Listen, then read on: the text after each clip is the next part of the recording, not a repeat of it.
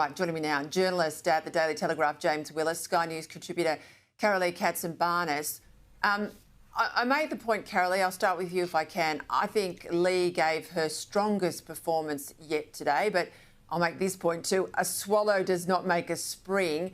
She's going to have to fight this every single day, not just to turn around the Liberals, but to save her job, isn't she? She is. And look, as Senator Henderson just said, it is a shame that it's taken 6 months. I also think, I'm sorry to be the negative Nelly, I was just really disappointed that Sussan Ley didn't hold her press conference last night. She let Albanese take the narrative again today. He got on the front foot. He's been able to deliver all these lines. It could have been a press conference last night. Nice tight grabs given, can be run through late night news, breakfast news, right the way up to midday and then pivot again. It is a great day, though, because this is what communities and Australians have been crying out for. Now it is up to the Coalition and the Liberal to take people on the journey with them. I mean, we've got to remember that when Tony Abbott was the Prime Minister, you know, Wayne Swan and Kevin Rudd, oh my goodness, with the mining tax, they said Australia will fall over, etc. It didn't, because he had the intestinal fortitude to take the fight up there, but also take Australians on the journey and explain to them. Because as we know, if somebody tells you a lie long enough, you end up believing it. And all this net zero folly has been fed to the Australian people. I mean, I'm hoping that the big business lobby and small business will now get a slap across the face and think, you know what? No, we actually don't want this. We actually want to follow what the Liberals do. And can I also say that now that we've come to this position, 6 months after the election, over Christmas, New Year, let's all nod along. I'm sorry. A few days off, yes.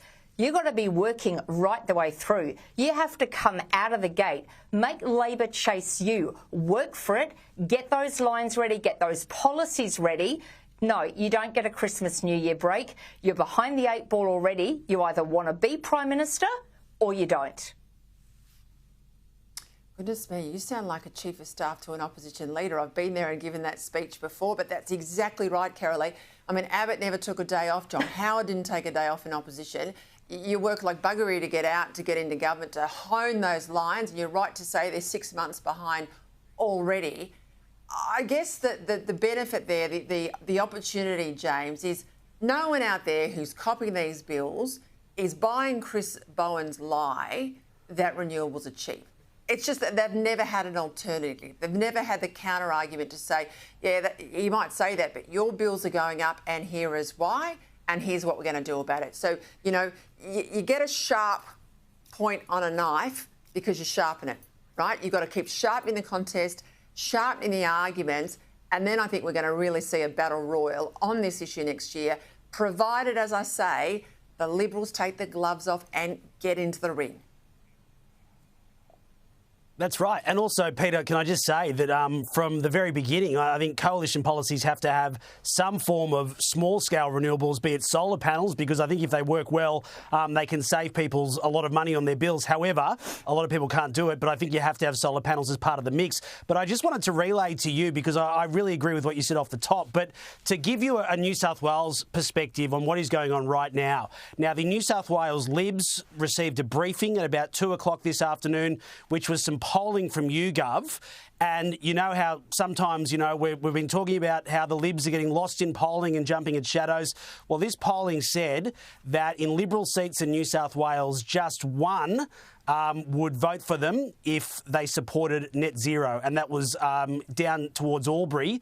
The rest of the seats were at risk if the Liberal Party in New South Wales decided to scrap net zero. Now, I just make 2 points on that. The polling was done by YouGov, but it was commissioned by the Blueprint Institute, who are directly linked to Premier National, which is a lobbying firm run by Michael Photios, the Liberal power broker out of New South Wales. It has obviously some energy interests and some renewable energy interests as well. But that has spooked enough Liberals, in my view, that when the party room meets next week under Mark Speakman, who's under enormous pressure as opposition leader, that they will not scrap net zero, and they're convinced that that is a vote winner. I think it's garbage. I think the coalition government in New South Wales built record numbers of infrastructure. They built hospitals, they built metros, and that's why they're only just behind on the polls. But, I mean, honestly, it gives you a little bit of a perspective and an insight into some of the bedwetters that are in the Liberal Party right now. Forget the... Well, bedwetters, you're right, but forget the polls. Look at the actual history here. When Abbott opposed, the Liberal Party opposed the carbon tax, it was very, very popular. But they won an election and they won a landslide on it. When they opposed The Voice, when The Voice first came out, The Voice was very, very popular. But again, you get out there, you get in the ring, you have the arguments, you give the Australian people choices. And in both of those big examples, and they were big fights, hard fights, fights where they were behind, they won them. If they get a poll paid for by Michael Photius or people connected to him and they're spooked by that, follow the money trail, mate.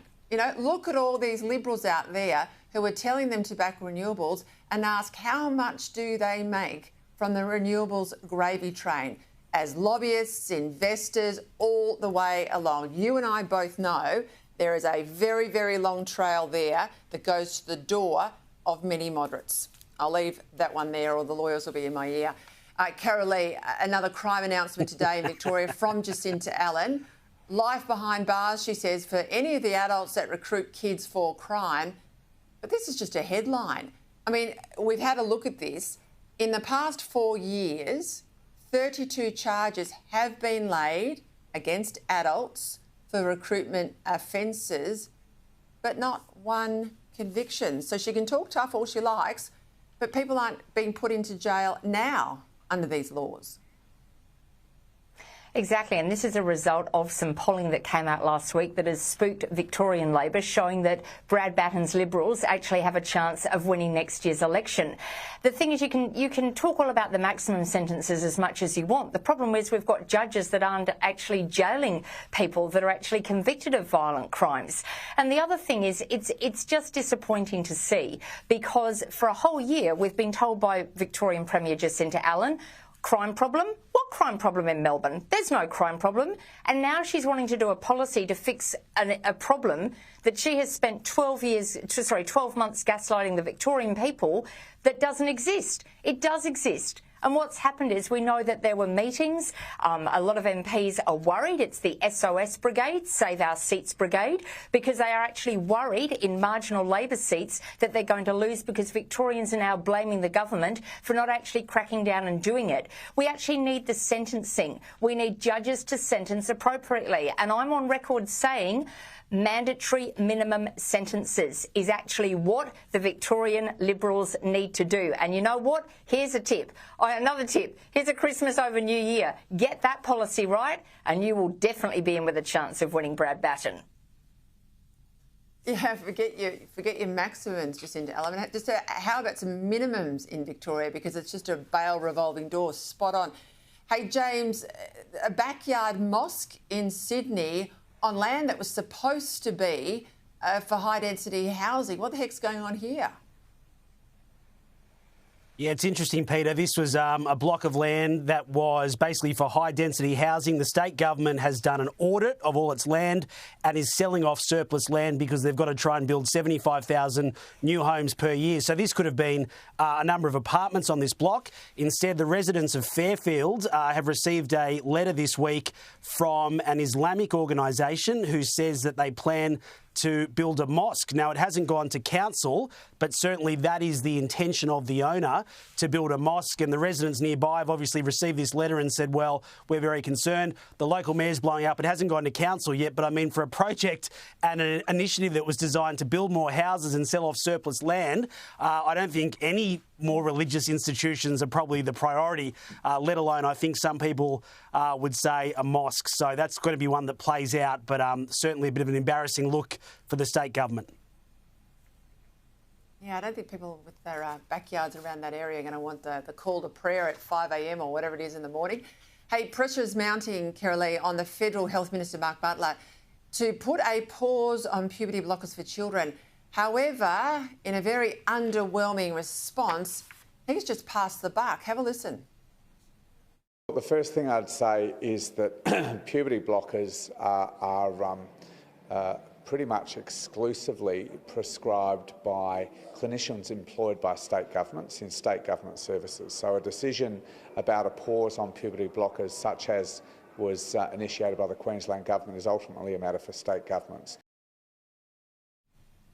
Well, that's not right, because the federal government has oversight of the TGA, the Therapeutic Goods Administration. That's in his portfolio, and there's plenty of federal money pumped into the health system right around the country, including the hospitals.